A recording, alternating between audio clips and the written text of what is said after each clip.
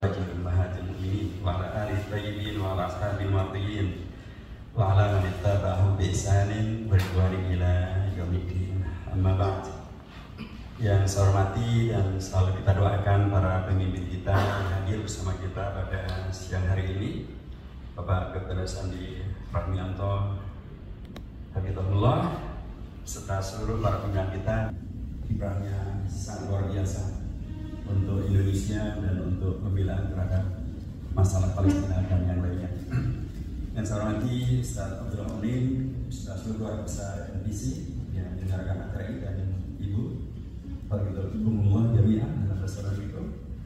Yang saya hormati Bapak Icur Agus Tanzil, perwakilan dari KPN, dan yang saya hormati seluruh keluarga besar dari para pahlawan-pahlawan, putri ataupun cucu-cucu daripada Pak Ahmad Subarjo, Pak Kanul Zakir, Pak Hamka, dan Pak Zain Hasan, dan seluruh yang hadir yang mohon maaf saya tidak sebut satu-satu. Tadi Bang Hadi dan luar biasa sudah menghadirkan kreasi ini.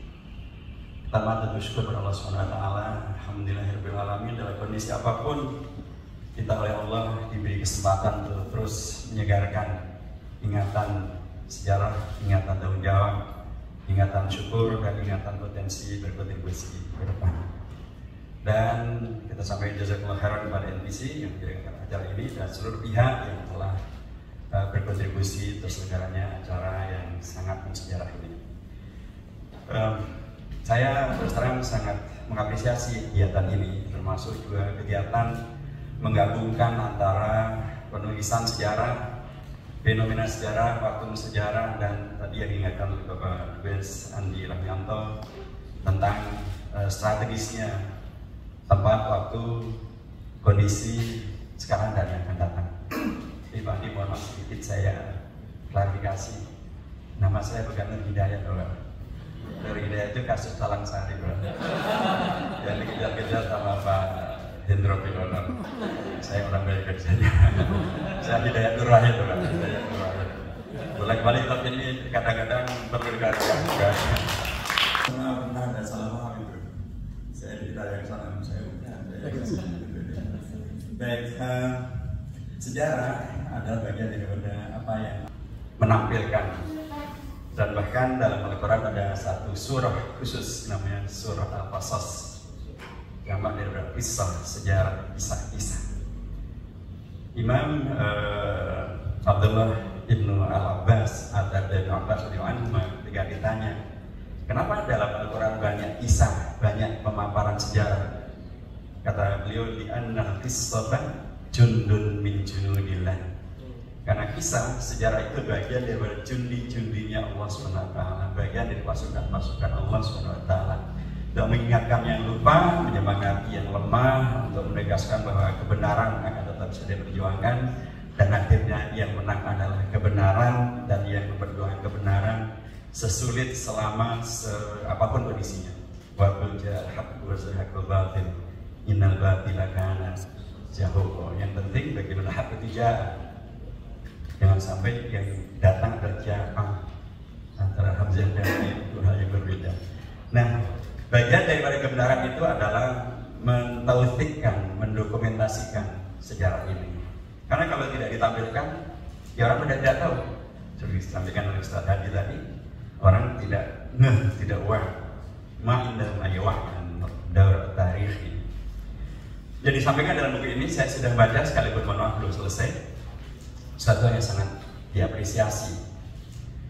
Dan kadang-kadang saya ditanya ke wartawan-wartawan dari negara-negara barat, mereka tanya, Pak Idan, ngapain sih Anda di Indonesia yang secara geografis menjauh dari Palestina, bahasa Arab juga nggak ngerti bahasa Arab, kok mikirin Palestina, kok berjuang untuk Gaza, ada apa? Saya berteori, ini benar-benar. Pertama, mungkin memang takdir sejarah. Sekarang ada dikenal apa yang disebut dengan sister city, saudara atau kota bersaudara, atau kota yang dipersaudarakan. Jakarta dipersaudarakan dengan Istanbul, dipersaudarakan dengan Kairo, dipersaudarakan dengan Rotterdam, dan lain sebagainya. Ternyata salah satu daripada wali 9 dahulu ketika menyiarkan agama Islam Sunan Ja'far As-Shadiq. Ternyata beliau membuat kota namanya kota Kudus. Tahu kota Kudus? Sudah pernah ke sana? Paling tidak mungkin pernah menikmati soto Kudus. Kota Kudus. Dan beliau bangun masjid. Populernya masjid disebut sebagai Masjid Menara Kudus. Padahal itu masjid namanya Masjid Al-Aqsa. Dan itu tertulis Masjid Al-Aqsa. Saya berteori, ternyata para wali Songo dulu ketika mereka menyebarkan Islam di Jawa, di Indonesia, sudah mempunyai firasah, mempunyai pemikiran jangka panjang bahwa Indonesia selayaknya memang menjadi kota bersaudara dengan Al-Qudus yang ada di Palestina dengan Masjid Al-Aqsa-nya. Jakarta sudah punya, Pak. Ya, Pak. Jakarta punya sister city dengan Yerusalem. Iya, ya. Kalau antum ngeklik Google, boleh dia ada Ustaz Google, Syekh Google, Profesor Google, siapapun, tanya tentang kota Kudus, hanya ada dua. Satu yang ada di Palestina dan satu yang ada di Jawa Tengah. Saya yakin para wali kita nggak sembrono, nggak sembarangan, nggak asal-asalan. Ada sesuatu yang beliau dedikasikan peran bagi umat Islam di waktu-waktu yang akan datang. Nomor dua, terus Gaza. Kenapa umat Islam bikin Gaza? Ketika Amerika Serikat menyerang Irak dan membombardir Baghdad, para ulama kita, terutama dari Ahlussunnah wal Jamaah dari NU, mereka marah besar. Mengapa? Karena di Baghdad ada kuburan daripada Sayyid At-Taifah Al-Junaid Al-Baghdadi. Dan Gaza adalah kelahiran Imam Asy-Syafi'i. Imam Asy-Syafi'i adalah imamnya mayoritas mutlak Ahlussunnah wal Jamaah. Apalagi di Indonesia, imamnya para Ahlussunnah wal Jamaah di Indonesia, NU dan yang sealiran dengan NU. Jadi kalau kemudian sebagaimana Baghdad kemudian dahulu dihancurkan dan dibela, sudah sangat sewajarnya bila kita membela kota kelahiran Imam Asy-Syafi'i, Imam Ahlussunnah wal Jamaah, yang menghadirkan Islam yang moderat Ahlussunnah wal Jamaah ini, supaya tidak kemudian diganti menjadi atau dimatikan dan baru menghadirkan Islam yang tidak Ahlussunnah wal Jamaah. Jadi ini teori saya, tapi saya kira itu menjadi penting untuk kemudian juga disampaikan kepada warga bangsa Indonesia bahwa ketika tahun 1938-an PBNU mengajak ormas-ormas untuk bersatu padu membela Palestina, saya kira dua hal tadi juga sudah menyatu dengan sendirinya. Ada Sunan Kudus, ada Sunan Ja'far As-Shadiq, kemudian Imam Asy-Syafi'i adalah ikon-ikon yang pasti tidak akan terlupakan dalam konteks PBNU. Indonesia merdeka dan memang benar di sana ada pengakuan pertama. Sebelum pengakuan negara ada pengakuan dari seorang tokoh dari Palestina, Mufti Palestina Sayyid Al-Amin Husaini, September tahun 1944 hari pengasingannya di Jerman. Beliau melalui siaran radio mengajak kepada seluruh warga dunia Islam untuk mendukung kemerdekaan Indonesia. Tapi pertanyaannya, dari mana beliau bisa kemudian mempunyai concern semacam itu? Teori saya, dan ini memerlukan berita lebih lanjut. Ternyata beliau mempunyai seorang sekretaris. Sekretaris beliau bahkan sudah berperan sejak tahun 1931. Umur sekretaris ini baru 24 tahun. Beliau adalah mahasiswa Kaharul Takir. Cucunya dari sini.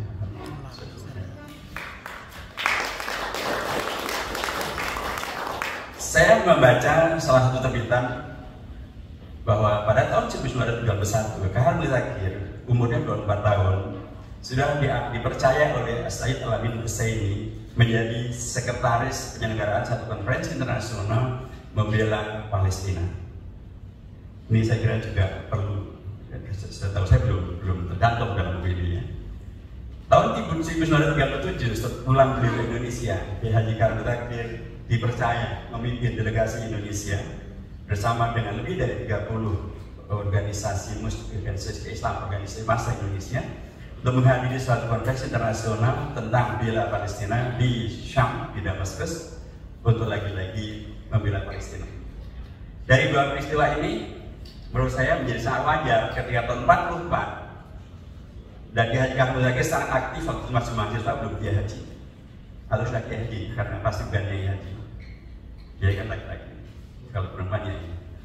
Kiai Haji Kahmul Zakir, beliau aktif dalam dunia media, dunia pers, dunia kewartawanan. Beliau banyak menulis.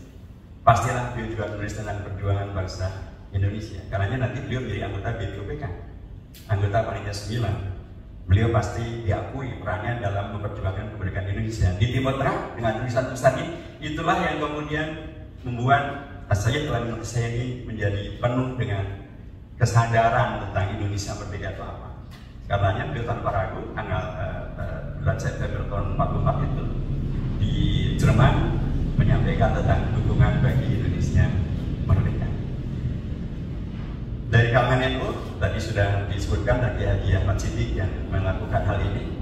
Tapi saya juga membaca ada di situ disebutkan tentang peran Kiai Haji Muhammad Rasulullah. Tapi saya juga membaca tentang Kiai Haji Hasyim Asy'ari. Memang fotonya ada di sini. Tapi saya belum mendapatkan nukilannya dalam buku ini. Atau jilid kedua, bagus. Itu sudah kita ngeles yang bagus juga. PBNU pada tahun yang lalu ketika muncul kata itu Aqsa, PBNU membuat fatwa. PBNU yang sekarang ini membuat fatwa di tangan Ketua Syuriah NU, Ketua Tanfidiyah NU, Sekretaris Syuriah dan Tanfidiyah yang menganjurkan kepada umat Islam untuk membaca Qunut Nazilah bagi pembelaan terhadap perjuangan bangsa Palestina. Dan Qunut Nazilah itulah yang dulu difatwakan oleh Haji Hasyim Asy'ari tahun 1938. Jadi kalau ini kita rangkum, maka memang sudah sangat sewajarnya bila Indonesia memang berada pada posisi membela bangsa Palestina karena sejarahnya demikian. Belum lagi ditambah dengan sejarah diplomasi, di sini sudah banyak dirangkumkan. Termasuk saya berteori bahwa pembukaan Undang-Undang Dasar, kami di MPR sudah menegaskan Undang-Undang Dasar kita boleh diubah kecuali dua yang tidak boleh diubah. Satu adalah pembukaan Undang-Undang Dasar, kedua adalah bentuk negara kesatuan Republik Indonesia. Apa yang ada dalam Undang-Undang Dasar? Terkait dengan Palestina atau dunia internasional ada dua. Ada alinea pertama dan alinea keempat. Alinea pertama tentang posisi Indonesia mendukung kemerdekaan dan ini ditafsirkan oleh para khalifah dan Bung Karno, Bung Hatta dan sebagainya kemerdekaan Palestina dan menolak penjajaan Israel. Itu tafsir amali, tafsir operasional dari pembukaan alinea pertama Undang-Undang Dasar ini. Sehingga karenanya menjadi naif kalau ada yang mengatakan itu Palestina tidak ada urusannya dengan Indonesia, itu urusannya orang Arab. Berarti tafsir konstitusinya belum jauh. Yang paling otentik dan paling otoritatif untuk menafsirkan konstitusi ya para Fathers, Bung Karno dan Bung Hatta, dan buku ini ditampilkan dengan sangat bagus bagaimana sikap Bung Karno dan Bung Hatta membela Palestina dan menolak penjajahan Israel. Dan di paruh pertama pembukaan Undang-Undang Dasar yang keempatnya menegaskan dalam posisi Indonesia yang aktif di dalam keterlibatan menghadirkan ketertiban dunia berbasiskan pada kemerdekaan. Saya mengatakan bahwa perjuangan ini terus berlanjut baik dalam konteks diplomasi melalui jalur kementerian, melalui jalur negara, dan kami apresiasi tadi saya bisik-bisik kepada Duta Besar Andi agar kalau bisa bahkan perjuangan khusus Menteri Luar Negeri Retno Marsudi itu dibukukan, karena sikap-sikap beliau yang luar biasa itu amat sangat layak untuk juga menjadi tinta emas dari kehidupan luar negeri Indonesia. Dan kami membersamai pemerintah, kami selain saya di MPR membersamai pemerintah, karena kita dalam hal ini tidak ada bedanya antara Indonesia eksekutif maupun Indonesia legislatif. Kami sama, satu sikap membela Palestina merdeka. Maka kemarin pun pidato Pak Presiden Prabowo didahului pidato Ketua MPR yang menggelegar mendukung kemerdekaan bangsa Palestina. Dan itu memang berentet dengan sikap-sikap konsisten kami di MPR dan juga tentu di kami tegaskan bahwa kita, dan itu menjadi rujukan negara, sikap mendukung Indonesia Palestina merdeka dan blok Biak Israel itu adalah sikap konstitusional yang tidak bisa dilakukan perubahan. Begitulah keputusan kami DPR. Jadi kalau ada yang aneh-aneh berarti dia inkonstitusional. Layak untuk kemudian dilakukan tindakan-tindakan yang semestinya. Nomor dua, secara operasional kami juga melakukan tindakan-tindakan untuk terus menjaga perjuangan Palestina merdeka. Pertama, alhamdulillah kami pernah memenangkan kontestasi menjadi presiden Parlemen POKI tahun 2009. Dari situlah, dan saya waktu itu ketua BKSAP, Badan Legislasi Parlemen, kayak menunya parlemen begitu. Dan dari situlah kami kemudian masuk ke Gaza. Tahun 2010 kami masuk Gaza. Karena tahun 2010 itu kami menyelenggarakan konferensi tingkat tinggi Parlemen POKI di Damaskus untuk membela Gaza Palestina agar diatasi gitu, ya, dengan isolasinya. Dan alhamdulillah kami bisa masuk ke Gaza. Itu delegasi yang terbesar. Lebih dari 30 anggota DPR yang masuk. Saya ada di sana dan ketua DPR-nya adalah Pak Barjuki Ali waktu itu. Dan kemudian kami ikut meletakkan batu pertama pembangunan rumah sakit Indonesia di Gaza. Dan mengapa kami masuk ke Gaza? Kami menegaskan pada dunia yang nanti akan bertemu kami di Damaskus bahwa Gaza memerlukan kehadiran konkret kita semuanya. Dan bahwa kita bisa masuk ke Gaza, kita bisa memberikan bantuan untuk Gaza, kita bisa menghadirkan karenanya kontribusi bagi Gaza untuk dimerdekakan, sebagai Gaza untuk dilepaskan dari isolasinya, dan Palestina untuk menjadi negara yang merdeka. Pada setiap tahun kami, Parlemen Indonesia juga aktif dalam apa yang disebut sebagai pertemuan Parlemen Internasional, Interparliamentary Union. Selalu di Interparliamentary Union itu ada extraordinary matters, ada materi yang istimewa karena dia tidak masuk dalam materi-materi yang bersifat yang tradisional dimasukkan dalam agenda-agenda. Selalu saja masalah Palestina masuk dalam extraordinary matters. Dan biasanya untuk kemudian bisa ini dimasukkan memerlukan perjuangan yang lain, yaitu lobby dan voting. Yang menarik adalah kalau tentang Palestina ini lobby dilakukan oleh Indonesia dan dimotori oleh Indonesia, negara-negara Barat dan sebagainya bisa setuju. Tapi kalau tidak oleh Indonesia, sering pada menolak. Karena kamilah yang maju ke depan memperjuangkan materi Palestina supaya dibahas di Parlemen Internasional dalam berasa. Nah, kebersamaan ini alhamdulillah seperti kita di Indonesia saya kira sangat penting untuk kita jaga.